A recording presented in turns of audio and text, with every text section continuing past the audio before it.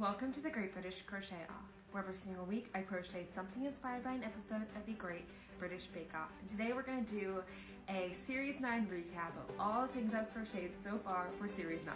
There is a lot of stuff to get to here, but I did end up crocheting a new thing for this episode, so make sure you stay tuned till the end to see the new thing that I crocheted to celebrate the Series 9 recap.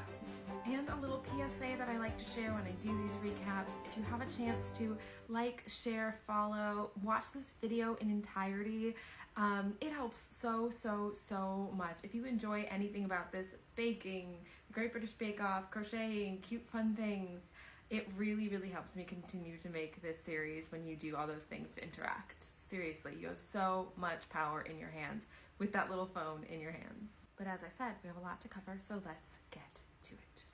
Episode 1 this series was Biscuit Week, and I made these little s'more toys so you can take them apart, put them back together. The chocolate bar has sprinkles on it naturally, and the best part of all is this happy little marshmallow is reversible, so you can have them like this and then you toast them, and that's of course when you're able to put them together, give it a good squish, and enjoy. Next was Cake Week, and for their technical they had to make a gâteau vert, which was this like all green cake that they decorated in flowers.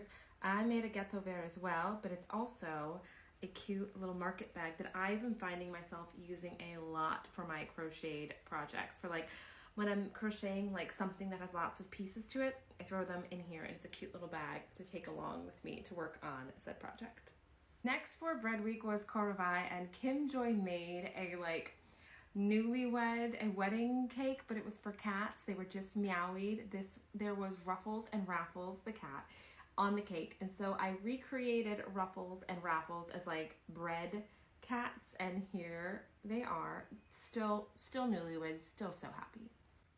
Also, peek the kitty cat toe beans. You gotta have kitty cat toe beans on a bread kitty cat.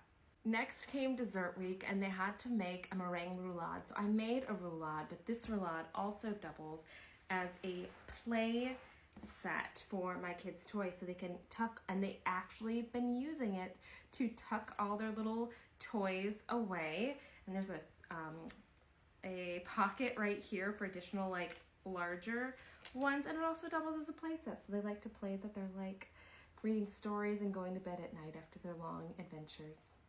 Next for Spice Week, they had to make a spiced biscuit chandelier. I made a chandelier. I'm gonna put pictures of it here and probably one here as well. I am not going to like disassemble it and bring it in here because I don't hate myself like that, because it did take me a minute to like pin up all the tendrils, but I made it so it looked like there was like this beautiful leafy plant hanging in my dining room window. So we get to look at it while we have dinner every single night.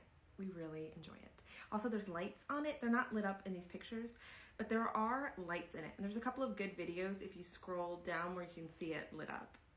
Week 6 was Pastry Week, and they had to make shaped banquet pies. So like a pie that looked like it was shaped like something fun for a large grand banquet.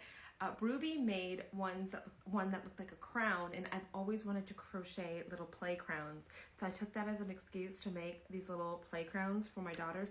They don't really fit on my giant adult head. I'll put one up there anyways, just in case. But yeah, here they are. I use this really pretty metallic yarn, so they do look like proper shiny crown. And for Pastry Week, I made a bonus item. Kim Joy made Silky the vegetarian mermaid pie, and I knew as soon as I saw Silky that Silky had to become a doll. So this is my interpretation of Silky the vegetarian mermaid. Love her hair. And the crown fits her at least. Next was Vegan Week, and they had to make vegan celebratory cakes. And so I made celebratory cake koozies. You can put a little can in here and it keeps it cool, keeps it from sweating all over your table, and it keeps you so happy because you get to drink your little like sparkling water out of a little cake can. Next was Danish Week, and they had to make Danish open-faced sandwiches. So I made this open-faced sandwich phone case. So one side is jam and butter, and the other side is avocado toast. So you can see all of our everything bagel seasoning, our hot sauce, our radishes. if it was actually my avocado toast, I would want a little bit of goat cheese on here as well. Maybe a little bit of lime or lemon or something, but still delicious and still absolutely adorable. Last week was patisserie week, and they had to make patisserie displays, and in all of those displays they had these beautiful like glazed and shiny fruits, and those inspired me to make this little patisserie fruit shrug. So you have cherries and blueberries and some squashy little strawberries, and it's perfect for like a day like today where I'm just wearing a tank top and I get a little chill and I can just throw this shrug on. And in fact, it even matches this top, which I did not plan out before, but I'm very glad it worked out. And if you are a regular joiner of the Great British Crochet Off series, you may or may not recognize the Great British Crochet Off character tent.